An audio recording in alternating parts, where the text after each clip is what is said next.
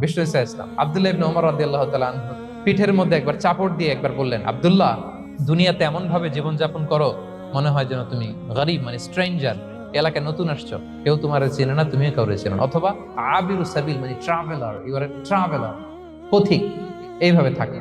ধরো একটা জায়গায় গেছেন, কেউ আপনার চিনে না, জানে না, ওই জায়গায় আপনি বাড়িঘর করবেন?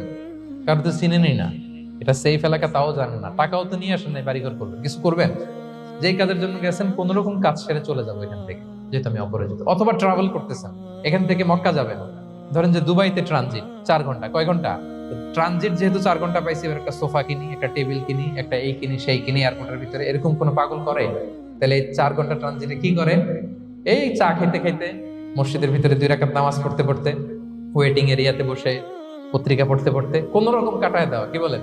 নাকি ওইখানে সোফা টোফা, বাড়ি ঘর, এটা সেটা কিনা শুরু করেন 4 ঘন্টার জন্য? এরকম কোন পাগল আছে এরকম? না।